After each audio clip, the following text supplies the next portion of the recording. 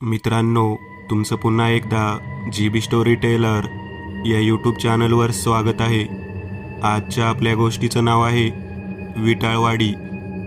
लेखिका कस्तुरी अभ्यंकर. पण गोष्ट सुरू करण्याआधी जर कोणी या चॅनलवर पहिल्यांदाच आलेले असाल तर त्यांनी ह्या चॅनलला सबस्क्राईब करायला विसरू नका. चला तर मग अजिबात वेळ न घालवता गोष्टीला सुरुवात करूया.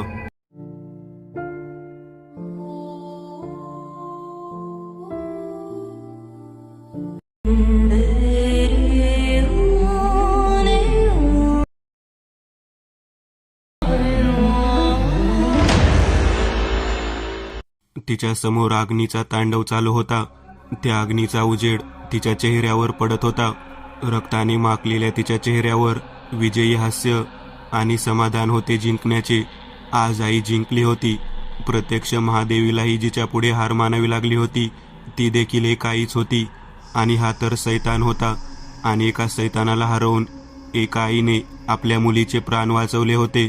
ती मुलगी आईला बिलगून एकदा त्या अग्नीकडे आणि एकदा आपल्या आईकडे पाहत डोळ्यातून अश्रू गाळत होती. काही महिन्यांपूर्वी ही कथा आहे मीरा जोशी हिची. मीरा, तिची मुलगी स्वरा आणि नवरा माधव याच्यासोबत सुखाने संसार करत होती. माधव आणि मीरा दोघेही पेशाने सरकारी शाळेतील शिक्षक होते. त्यामुळे बऱ्याचदा त्यांची बदली झाली होती. स्वरा अगदी गोड मुलगी होती. सतत बडबड, सतत खेळत राहणं तिला फार आवडत असे. फुलपाखरासारखं तिचं इकडून तिकडे बागडण्यामुळे मीरा आणि माधव आपले सारे दुःख वेदना विसरून जात. तिच्या संगोपनात त्यांनी स्वतःला झोकून दिले होते. सगळं काही सुरळीत चालू होते. पण नियतीच्या मनात काहीतरी वेगळेच होते. तिने तिचा डाव खेळायला सुरुवात केली. नशिबाचे एक एक फासे आता पडायला सुरुवात झाली होती. काळाने घाला घालायची तयारी केली होती. एक अनाहूत संकट त्यांच्या दिशेने चालत येत होतं. एक एक पाऊल टाकत त्यांच्या दिशेने ते येत होतं. दाराजवळ येऊन ठेपलं होतं एक भयानक संकट. दाराची बेल वाजली. आता यावेळी कोणाला असेल? मीरा स्वतःशी बोलत दार उघडण्यासाठी गेली. तिने दार उघडलं तर समोर पोस्टमन होता. एवढ्या संध्याकाळी पोस्टमन कधी आला नाही, पण आज कसा काय? मीरा स्वतःच्याच विचारात होती. ताई, माफ करा हा, तुमचे पाकिट घ्या. आज जरा उशीर झाला. खूप काम होतं आज. तुमचंच पत्र होतं. म्हटलं घरी जाता जाता देऊ, म्हणून जरा उशीर झाला. काही हरकत नाही दादा. पाणी देऊ का? बसा, हवं तर जरा वेळ. पोस्टमन ओळखीचा असल्याने मीराने त्याची चौकशी केली. तो म्हणाला, नाही ताई, निघतो आता. आधीच आज उशीर झाला आहे. घरी वाट बघत असतील, येतो, असं म्हणून पोस्टमन निघून गेला. तो निघून गेल्यावर मीराने पाकिट उघडून बघितलं. तेवढ्यात माधव पण घरी आला. काय ग, काय आहे ते? पुन्हा बदलीचे पत्र आलं आहे आपल्या दोघांसाठी. आता यावेळी कुठं पाठवलं आहे? माधवने मिश्किलपणे विचारलं. कुठला तरी आदिवासी भाग आहे वाटतं. नाव पण विचित्र आहे, विटाळवाडी. वाडीचं नाव घेताच भस्कन घरातील सगळे दिवे गेले. मीरा आणि माधव समोरासमोर होते, पण मिट्ट काळोखात एकमेकांना ते दोघेही दिसत नव्हते. इतका वेळ शांत बसून खेळणारी स्वरा देखील घाबरून रडायला लागली. मीराने पटकन एक मेणबत्ती नेहमीच्या जागेवरून काढली आणि जवळच ठेवलेल्या काडीपेटीने ती पेटवली. घाबरू नकोस बेटा, आई आहे ना, आणि बाबा पण आहेत हो तुझ्याजवळ, असं म्हणून मीराने स्वराला जवळ घेतलं आणि तिने माधवकडे चिंताजनक नजरेने पाहिलं. तोही चिंतेत दिसत होताच. ती रात्र तशीच अंधारात गेली. येणारा प्रत्येक दिवस आता या दोघांची नव्हे तर तिघांचीही परीक्षा घेणार होता. 4 दिवसात त्यांना तिथं रुजू व्हायला सांगण्यात आले होते. त्यामुळे मीराकडे फार वेळ नव्हता. सामान जरी फारसं नसलं तरी बांधाबांध करावी लागणार होतीच. तिने लगेच सामानाची बांधाबांध करायला घेतली. शाळेच्या सुट्टी जरी संपत आल्या असल्या तरी माधवला काही कारकुनी कामामुळे शाळेत जावं लागत होतं. माधव विटाळवाडीबद्दल आणि तिथं कसं जायचं याची चौकशी करायला बाहेर गेला. त्याने 1-2दा शिक्षकांना विचारले, पण त्या वाडीबद्दल कोणालाही माहिती नव्हती. घरी येत असताना वाटेत त्याला पुजारी काका भेटले. माधव स्वतःच्याच विचारात होता. काय माधव, घरी निघालास का? पुजारी काकांनी विचारले. अंगात कुर्ता, धोतर, डोक्यावर गांधी टोपी, हातात सतत तुळशी माळ, मनगटात गुंडाळलेली आणि गळ्यात त्रिशूळ असलेली रुद्राक्षाची माळ. पुजारी काका म्हणजे दत्तात्रय पाठक. त्या गावातील एकमेव पुजारी गृहस्थ होते. कुणाकडे कुठलंही कार्य असो, काकांनाच पूजेचे आमंत्रण असायचे. देवावर असीम विश्वास असणाऱ्या काकांच्या चेहऱ्यावर भक्तीमुळे एक अनोखे तेज आले होते. त्यांच्याकडे नुसते पाहिले तरी मन शांत होत असे. माधव स्वतःच्या विचारात गुंतलेला असताना काकांच्या आवाजाने जवळजवळ दचकलाच. माधवला असं काळजीत पाहून काकांनी त्याला विचारले, काय झालं माधव, कसली काळजी करतो आहे? काही नाही काका, मला आणि मीराला बदलीची ऑर्डर आली आहे आणि तिथं कसं जायचं, तो भाग कसा आहे, काहीच माहिती नाही. एवढंच नाही तर त्या जागेबद्दल आपल्या गावातही कुणाला काहीच माहिती नाही.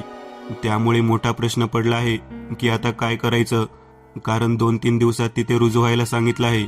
माधव एका दमात बोलला, कुठे झाली बदली? विटाळवाडी. वाडीचं नाव ऐकताच काकांनी चमकून माधवकडे पाहिलं. त्यांच्या भुवया आकसल्या, डोळ्यात एक अनामिक भीती उमटली आणि माधवविषयी काळजी दाटून आली. सारा भूतकाळ त्यांच्या नजरेसमोरून एका क्षणात धावून गेला. ठीक आहे म्हणून काका घराकडे निघून गेले. एकाएकी काय झालं काकांना? माधव त्यांच्या अशा जाण्याकडे साशंक नजरेने बघत राहिला. पुजारी काका घरी आले. अनघाबाई म्हणजे काकांच्या धर्मपत्नी त्यांची वाट पाहत होत्या. अंगात साधी साडी, हातात काचेच्या बांगड्या, कपाळावर मोठं कुंकू आणि चेहऱ्यावर सात्विक भाव. अनघाताई अगदी साध्या सरळ, कुणाच्या याद्यात ना कुणाच्या मध्यात, आपले भले आणि आपलं काम भले अशा स्वभावाच्या. काकांच्या चेहऱ्यावरची काळजी त्यांनी अचूक टिपली. काकांना पाय धुवायला पाणी देताना त्यांनी काळजीचं कारण विचारलं. अगं तो माधव आहे ना, त्याची आणि मीराची बदली झाली आहे, ती देखील त्या वाडीला. म्हणजे कुठे? त्या विटाळवाडीला. अनघाबाईंनी काळजीने विचारले. काकांनी अनघाताईंकडे पाहत नुसती होकारार्थी मान हलवली. त्या क्षणी काकूंच्याही डोळ्यात माधवबद्दल काळजी दाटून आली आणि आदित्यच्या आठवणीने डोळ्यात अश्रू तरळले. तो त्यांचा एकुलता एक मुलगा होता. हो होता, कारण याच विटाळवाडीने त्याचा घास घेतला होता. काका आणि काकूंनी माधवला आपल्या मुलासारखं मानलं होतं आणि आता तोही त्या वाडीला जाणार होता. अरे देवा, मग तुम्ही नाही का त्याला सांगितलं जाऊ नकोस म्हणून? तिथं काय आहे ते का नाही सांगितलं त्याला? काकूंनी काळजीने विचारलं. नाही ग, माहिती नाही का, माझ्याने हिंमतच नाही झाली काही बोलायची. त्या जागेचं नुसतं नाव जरी घेतलं तरी सारं काही आठवून जातं आणि अंगावर शहारे येतात. काय बोलावे ते सुचतच नाही. अहो, पण त्यांना असं कसं जाऊ द्यायचं? कमीत कमी त्या जागेबद्दल थोडे तरी त्यांना सांगा. त्याच्यासोबत लहान मुलगी आहे. आपला आधी गेला तेव्हा तो देखील एवढाच लहान होता. काकूंची काळजी काही कमी झाली नव्हती. काका हो म्हणाले आणि देवघरात गेले. माधव घरी आला. त्याने त्या वाडीबद्दल कोणालाही माहिती नसल्याचे सांगितले. मीरा म्हणाली, आता आपण कसे जाणार? बघू, काहीतरी मार्ग नक्की निघेल. परवापासून तिथं हजेरी लावणं गरजेचं आहे. 6 महिने काम करावं लागणार तिथं, मग करून घेऊ परत इथंच बदली. मीरा आणि माधव एकमेकांशी बोलत असताना कोणीतरी दार वाजवले. मीराने दार उघडले तर समोर पोस्टमन दादा दारात उभे होते. तो म्हणाला की सकाळी माधवने वाडीबद्दल विचारलं होतं, मग पोस्टातून सगळी माहिती काढली आणि सोबत याला पण घेऊन आलो. हा तुम्हाला सोडेल तिथं. त्याच्या टेम्पोमध्ये टाका सामान, व्यवस्थित सोडेल तो आणि तुमची तिथं राहायची व्यवस्था करायला देखील मदत करेल. तिथले पाटील त्याच्या ओळखीचे आहेत, त्यांच्याशी याचं बोलून झालं आहे. पोस्टमन सगळं एका दमात बोलून गेला. असं म्हणतात की नशीब जेव्हा जेव्हा परीक्षा घ्यायला सुरुवात करतं तेव्हा तेव्हा मदतीचे किंवा बचावाचे मार्ग सगळे एकतर दूर होतात किंवा बंद तरी होतात. तसंच काहीतरी या दोघांच्याही बाबतीत झालं होतं. पुजारी काका त्यांच्यापर्यंत पोहोचण्याच्या आधीच हे दोघे त्या टेम्पोमध्ये बसून वाडीकडे रवाना झाले. पुजारी काका मीरा आणि माधवपर्यंत पोहोचण्याआधीच दोघा जणांनी घर सोडून टेम्पोमध्ये आपलं सामान भरलं आणि आपल्या प्रवासाला निघाले. पुजारी काका जेव्हा मीरा आणि माधवच्या घरी पोहोचले तेव्हा घराला कुलूप बघून ते अजून काळजीत पडले. मग त्यांनी कुठला तरी मनाशी निश्चय केला आणि सरळ आपलं घर गाठलं. सावज हेरत फिरतो शिकारी, शुद्ध आत्मे ज्याची न्याहारी, दडून राहतो नेहमीच अंधारी. ज्यांच्यामुळे झाली ही शापित वाडी, ती आहे विटाळवाडी. विटाळवाडी. मीरा आणि माधवला वाडीमध्ये पोहोचायला संध्याकाळचे 5 वाजले होते. इकडे मीरा आणि माधव स्वरासोबत वाडीच्या वेशीजवळ आलेच होते. गावच्या पाटलाच्या घरी त्यांना जायचं होतं. गावातल्या लोकांनी मात्र त्यांना गावात येताच एका लहान मुलीबरोबर पाहिलं आणि हे लोक आपापसात वेगवेगळ्या चर्चा करू लागले, आपापसात कुजबूज करू लागले. त्या लोकांचं असं कुजबुजणं मीरा आणि माधवच्या नजरेतून सुटलं नव्हतं, पण सध्या तरी त्याकडे त्यांनी दुर्लक्ष करायचं ठरवलं होतं. हे दोघे जण पाटलांच्या घरी पत्ता विचारत विचारत पोहोचले. पाटलाचा वाडा म्हणजे दगडी इमारत होती. मुख्य दरवाजातून आत गेल्यावर समोर मोठं अंगण होतं, पुढे ओसरी होती आणि ओसरीला लागूनच स्वयंपाकघर होतं. स्वयंपाकघराच्या बाजूलाच 3 खोल्या होत्या आणि शेवटच्या खोलीजवळून वर जाण्यासाठी एक जिना होता. वरती देखील काही खोल्या होत्या, पण सध्या त्या बंदच होत्या. शाळेतले नवीन मास्तर म्हटल्यावर पाटलाने आनंदाने स्वागत केलं, पण जशी त्यांच्या नजरेत सोरा पडली, त्यांच्याही चेहऱ्यावर काळजीची लकीर उमटलीच. आणि हे देखील त्या दोघांच्याही लक्षात आलंच. गावातल्या लोकांना पाटलांच्या घरी लहान मुलगी आहे हे समजलं होतं. कोण आहे, का आले आहे, गावातल्यांना काहीच माहिती नव्हती. सगळ्यांनी त्या रात्रीसाठी खबरदारी म्हणून ज्या दिशेने त्यांचा टेम्पो आला होता त्या वेशीपाशी भराभर लसणाच्या पाकळ्यांचा अक्षरशः सडा टाकला. चुकून जर नवीन बिराडांच्या त्या लहान मुलीचा त्यांना वास गेला तर. तसंच गावकऱ्यांनी पाटलाच्या घरी देखील कितीतरी लसणाच्या माळा आणून दिल्या, एक खबरदारी म्हणून. मीरा आणि माधव आणि त्या टेम्पो ड्रायव्हरला देखील त्याबद्दल काहीच माहिती नव्हतं. मीराने सहजच पाटलांना विचारलं, माफ करा पाटील साहेब, पण हे सगळं काय चालू आहे? ही सगळी कशाची तयारी? आम्ही जेव्हा गावात आलो तेव्हा गावकरी देखील आपापसात काहीतरी चर्चा करत होते, तेही सोराकडे बघून. काय आहे सोरामध्ये? आम्ही जेव्हा तुमच्या घरात शिरलो तेव्हा सोराला बघून तुम्ही देखील काळजीत दिसला का? एवढ्या वेळात संध्याकाळचे 6 वाजून गेले होते. पाटील मीरा आणि माधवला एवढंच म्हणाले, बाळांनो, आजची रात्र इथेच थांबा, उद्या मी तुम्हाला सांगतो. ड्रायव्हर साहेब, तुम्ही पण आजची रात्र इथेच काढा, आता वेशीच्या बाहेर जाऊ नका. असं म्हणून पाटलांनी गावकऱ्यांनी आणून दिलेल्या लसणाच्या माळा भराभर मुख्य दरवाजावरती खिडक्यांवर बांधायला सुरुवात केली आणि उंबरट्यावर टाकायला सुरुवात केली, कारण येणारं उपद्रव कुठूनही येऊ शकत होतं. हवेतून, जमिनीतून, कुठूनही. त्यांनी एक माळ सोराच्या गळ्यात घातली आणि मीराला म्हणाले, आजची रात्र तिच्या गळ्यात हे असंच राहू दे, बाकीचं आपण उद्या बोलू. आता जेवण करा आणि झोपून घ्या. मीरा आणि माधवला एवढ्या लवकर जेवणाची सवय नव्हती आणि नाही झोपण्याची, पण पाटलांनी सांगितलं म्हणून तिघांनीही जेवण उरकले आणि पाटलांनी सांगितलेल्या खोलीत जाऊन झोपले. माधव दिवसभराच्या धावपळीमुळे लगेच झोपला. आज सोरा देखील लवकर झोपली. मीरा आणि माधवला जी खोली दिली त्या खोलीमध्ये पाटलांनी खोलीच्या चारी बाजूला पुन्हा लसणाच्या पाकळ्या टाकल्या. सगळं आवरेपर्यंत 7 वाजले होते. लसणाच्या उग्र वासामुळे मीराला झोपच येत नव्हती. तिने मग एक खिडकी उघडली. त्या खिडकीतून पूर्ण वाडी दिसत होती, कारण पाटलाचे घर वाडीच्या थोडंसं उंचावर होतं. जवळपास 100-150 उंबऱ्याची ती वाडी, पण वाडीमध्ये संध्याकाळचे 7 वाजेपर्यंत सगळे दिवे बंद झालेले होते. वाडीच्या पुढे असलेलं मोकळं माळरान देखील मीराला चांदण्याच्या प्रकाशात दिसलं. बराच वेळ मीरा त्या माळरानाकडे बघत होती. थोड्या वेळाने तिला तिथे काहीतरी हालचाल जाणवायला लागली. लांब होतं, त्यामुळे स्पष्ट काहीच दिसत नव्हतं, पण जाणवत होतं जणू कोणीतरी कशाच्या तरी खालून वरती येण्याचा प्रयत्न करतंय, बाहेर पडण्याचा प्रयत्न करतंय.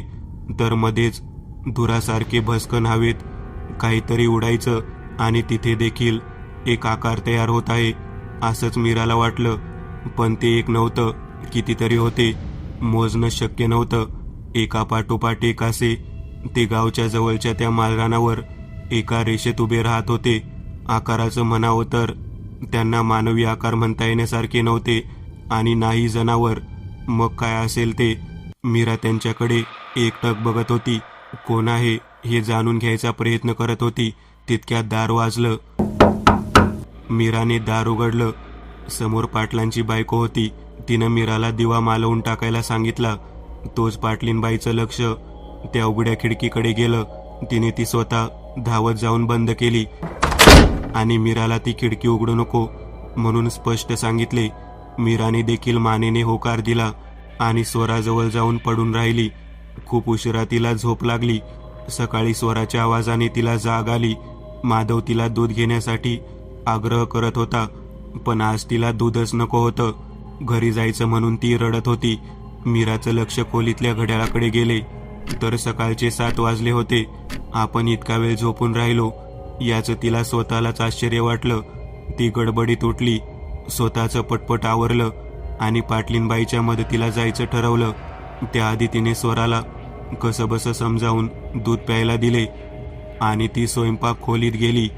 ती त्यांना म्हणाली, माफ करा हं, इतका वेळ कधी झोपले नाही, पण आज खूपच उशीर झाला उठायला. काही हरकत नाही, काल तुम्ही बराच वेळ जागे होता, पाहिलं मी, त्यामुळे नसेल जाग आली. त्यात काय एवढं. मीरा नुसती हसली. खरं तर पाटलीनबाईच्या आपुलकीच्या वागणीमुळे खूप बरं वाटत होते. कामाबद्दल विचारत असताना मीराने सहज बोलता बोलता पाटलीनबाईंना कालच्या प्रकाराबद्दल विचारलंच. बाईसाहेब, काल तुम्ही ती खिडकी एवढ्या घाई गडबडीत का बंद केली? त्या तिला म्हणाल्या, हे बघ पोरी, आधी एक सांगते, हे बाईसाहेब वगैरे काही मला पटत नाही. गावातले सगळे लोक मला माई म्हणतात आणि यांना नाना म्हणतात. तू पण मला माईच म्हण आणि यांना नाना, कळलं? आणि राहता राहिला कालचा प्रश्न, त्याचं काय आहे? त्या पुढे काही बोलणारच तोच त्यांना बाहेरून लोकांचा गोंधळ ऐकू येऊ लागला. काय गडबड आहे हे पाहण्यासाठी दोघीही घाईघाईने बाहेर आल्या. वाड्याच्या अंगणात गावातले बरेचसे लोक गर्दी करून पाटील साहेबांशी बोलत होते. आहो नाना, काल लवकर ध्यानात आलं म्हणून वाचलो बघा, नाहीतर समदई परीत घडलं असतं आणि त्यांच्या संग तुमचा बी जीव धोक्यात आला असता नव. त्यांच्यातला एक गावकरी बोलत होता. नाना त्याला म्हणाले, अरे आम्हाला पण नव्हतं माहिती की त्यांच्यासोबत एक लहान मुलगी आहे, नाहीतर त्यांना इथं बोलावलंच नसतं. असो, आता जशी आपली मुलं संध्याकाळ होण्याआधी त्या वस्तीवर राहायला जातात तसं यांना पण पाठव. नाहीतर एक काम करूया, त्या वस्तीच्या शेवटच्या खोलीत त्यांना राहायला जागा देऊ. काय म्हणता? काय वाटतं तुम्हाला? होय होय, चालेल की, एकदम बेस बघा, सगळे गावकरी एकदम बोलले. तसं नानांनी माधवला जवळ बोलावलं आणि त्याला सांगू लागले, हे बघ बाळा, ही आमची वाडी 150 घरांची. इथे साधारण 200 ते 250 लहान मुले आहेत, पण संध्याकाळ झाल्यावर त्यांना आम्ही इथे राहू देत नाही. कारण जर चुकून त्यांना त्या लहान मुलांचा वास आला तर ते सगळे घोळक्याने येतात आणि त्या लहान मुलांना आपल्या सोबत घेऊन जातात. त्यांच्यामध्ये जर कोणी आलं तर ते त्याला आपल्यातच सामावून घेतात. आम्ही या वाडीचे त्या वेळेपासूनचे रहिवासी आहोत, ज्या वेळेपासून हे सगळे इथं घडत आहे. हा जणू आमच्यासाठी श्रापच आहे. त्यामुळे आम्ही गाव सोडून जाऊ शकत नाही, नाहीतर तो श्राप आम्ही जिथे जाऊ तिथे येईल आणि ते गाव पण शापित होईल. त्याच्याबद्दल तुला इथं सगळं काही सांगू शकत नाही. तुझ्यासोबत तू ज्ञानबाला घेऊन जा, म्हणजे घरकामात पण त्याची मदत होईल आणि इथलं सगळं काही तुला कळेल. माधवच्याही मनात खूप प्रश्न होते, पण सध्या त्याने त्या सर्व प्रश्नांना मनातच ठेवले आणि मीराकडे एक कटाक्ष टाकला. मीराने नुसता नजरेनेच होकार दिला. सामानासकट टेम्पो माळरानाच्या विरुद्ध दिशेने जाणार होता. मीरा आणि माधव माई आणि नानांना नमस्कार करून टेम्पोत जाऊन बसले. सोरा देखील आपली लाडकी बाहुली सांभाळत टेम्पोत बसली. तो तिची बाहुली खाली पडली. ती बाहुली धरायला गेली आणि धाडकन खाली पडली. तिच्या गुडघ्याला जखम होऊन त्यातून रक्त येऊ लागलं. ज्ञानबा आणि मीरा दोघेही पटकन तिला उचलायला धावले. माईंनी देखील पटकन हळद आणली.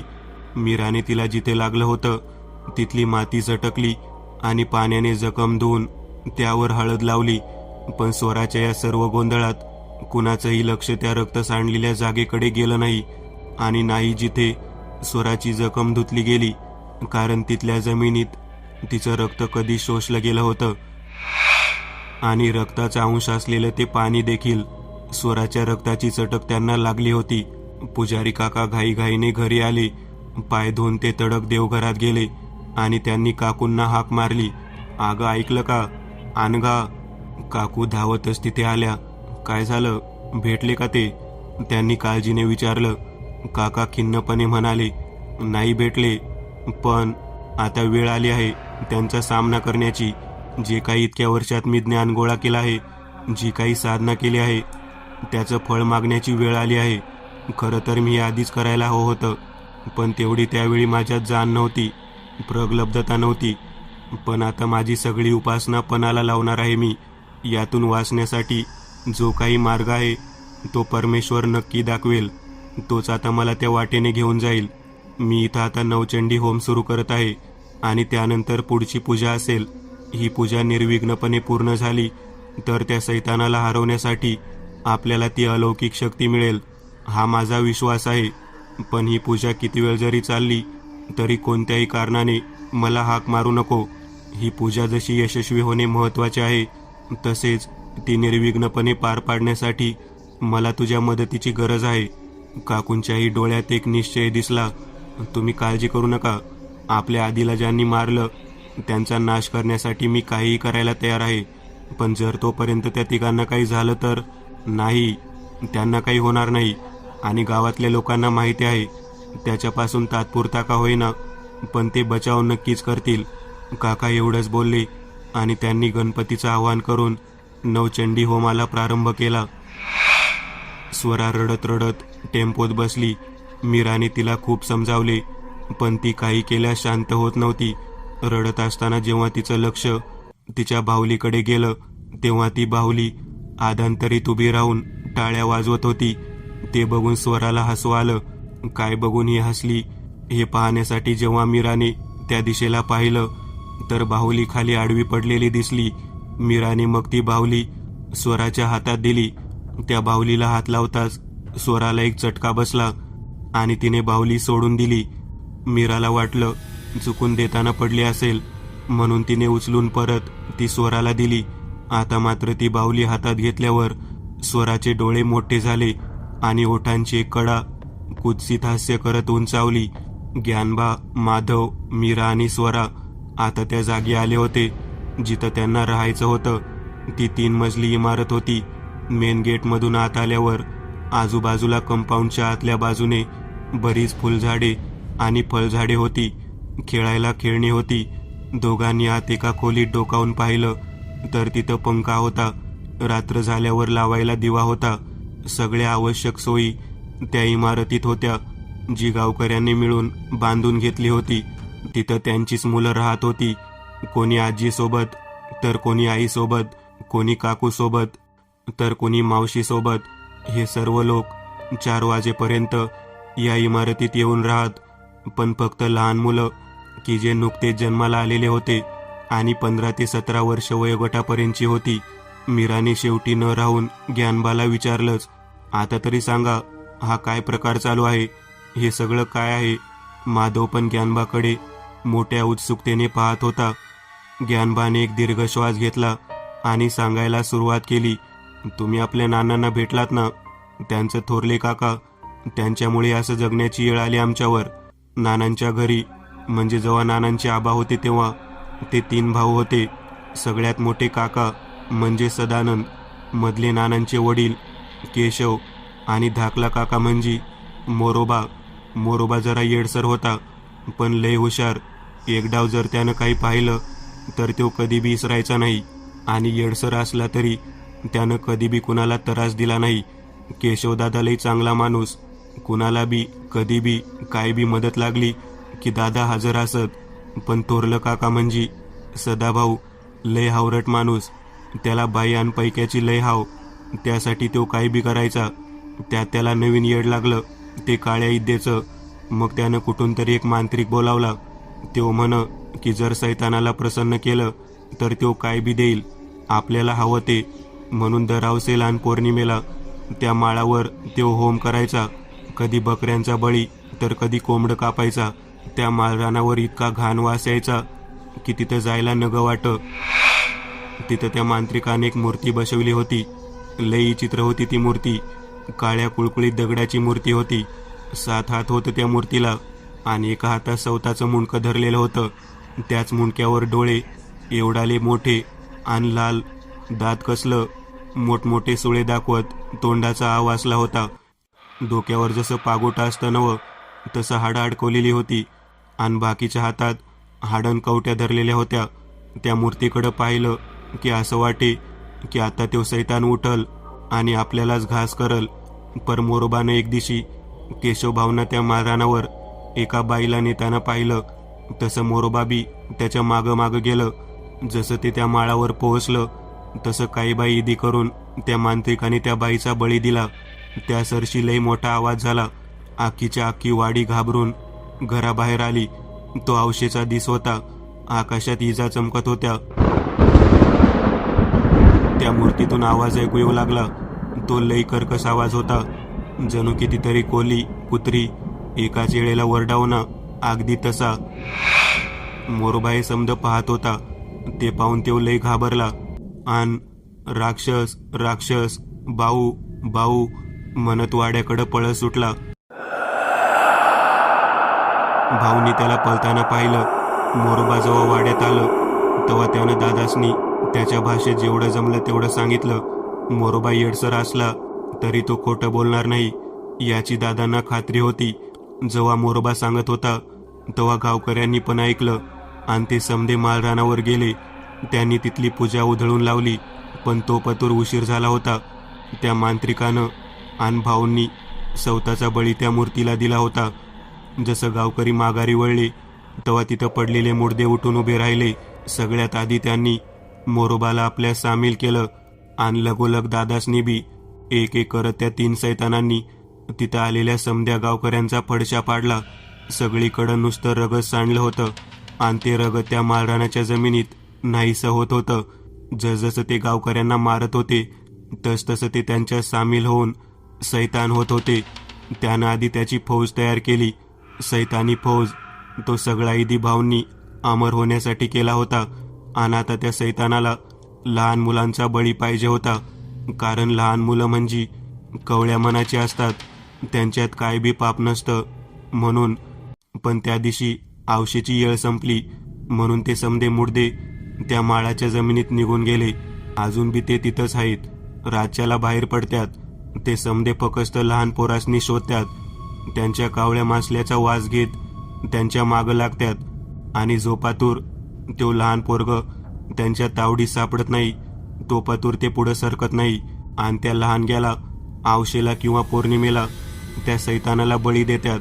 आणि जर त्यांच्यात कोणी आडवं आलं तर त्याला त्या गावकऱ्यांसारखं आपल्या सामावून घेतात. ज्ञानबा बोलत होता. एव्हाना दुपार झाली होती. मीरा आणि माधव दोघी हे सगळं ऐकून थक्क होत होती.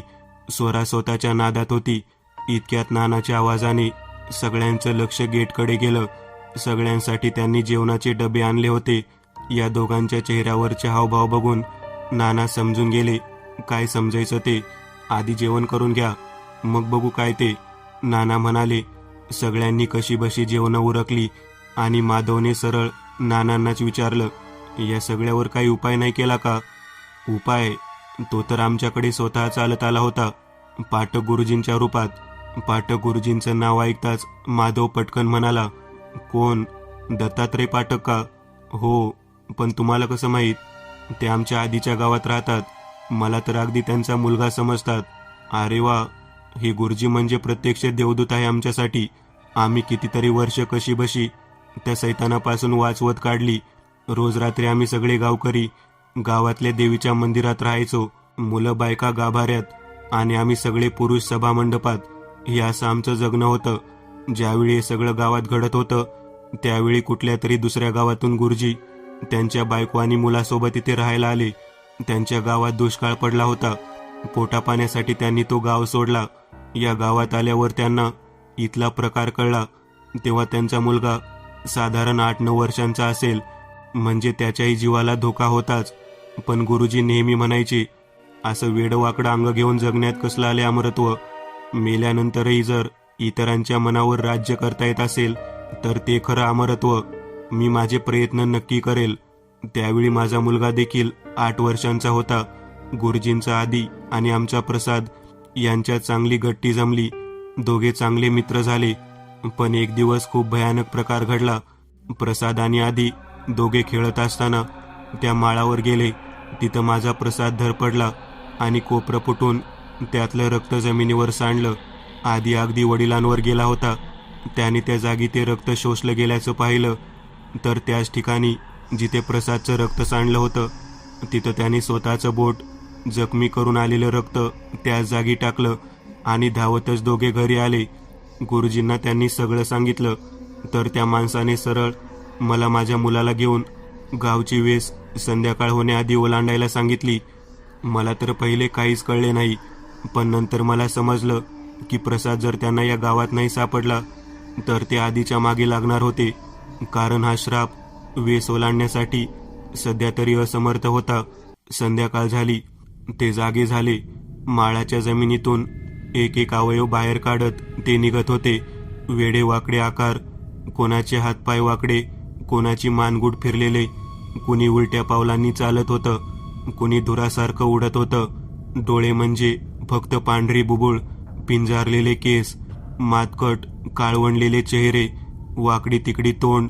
रात्रीच्या वेळी तर ते ध्यान अजूनच भयानक भासायचे. त्यांचा मोरक्या म्हणजे माझेच काका, तो अगदी त्या मूर्तीसारखा झाला होता. त्याच्या अकराळ विक्राळ धडापासून त्याचं शरीर वेगळं चालत असे. आधांतरीत त्यांनी सावज हेरलं होतं. त्यांना किती हजार बळी हवे होते कुणास ठाऊक, पण नेहमी सावज शोधत असत. आधी ते आमच्या घराकडे यायला निघाले. आमचं घर रिकामं होतं. त्यांनी तिथल्या सामानाची सगळी नासधूस केली. मग ते आधीच्या घराकडे निघाले. पण गुरुजी आधी आणि त्यांच्या मध्ये उभे राहिले. हातात त्यांनी देवीचा अंगारा घेतला होता. ते एक एक करत पुढे येत होते. गुरुजी हातातला अंगारा त्यांच्यावर उधळत होते. जसा अंगारा त्यांच्या अंगावर पडायचा तसे ते चित्कारत मागे सरकायचे. काही नष्ट देखील झाले, पण अंगारा संपत आला आहे हे गुरुजींच्या ध्यानात आले. काय करावे या विचारात असतानाच त्यांच्यातल्या एकाने गुरुजींवर झडप घातली, पण अंगाऱ्याचा हात त्याला लागताच ते नष्ट झाले. आदी आणि अनघाताई हे सगळं पाहत होते. आपले वडील अडचणीत आहे हे पाहताच आदीने आईचा हात झटकला आणि तो धावत त्यांच्या जवळ जाऊन उभा राहिला.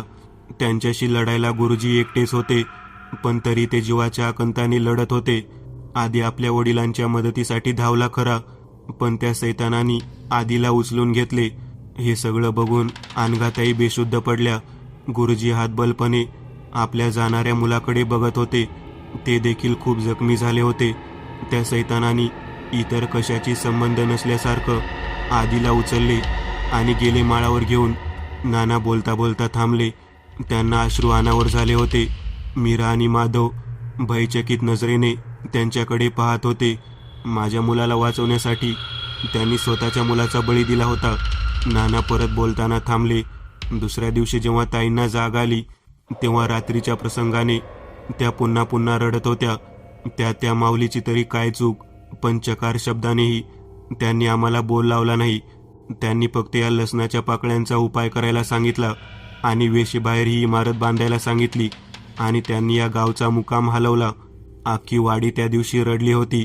वेस ओलांडताना देखील गुरुजींनी आमचा विचार केला आणि प्रसादला ताबडतोब गाव सोडून लांब पाठवायला सांगितलं. आता सुद्धा तो त्याच्या आत्याकडेच राहतो. तुमच्या एवढाच आहे तो. नाना बोलायचं काही क्षण थांबले. चला निघतो मी. संध्याकाळ होत आली. सगळ्या किराणा मालाचं सामान उद्या पाठवतो. आताच्यासाठी डब्बा पाठवतो. जेवणाची सोय होऊन जाईल. काळजी करू नका तुम्ही. इथं सुरक्षित राहा. एवढं बोलून नाना निघून गेले खरे, पण त्यांनाच काय, इतर कुणालाही कुठे माहिती होतं त्या सैतानाच्या एका अंशाने कधी सावज हेरला आहे ते स्वराच्या रूपात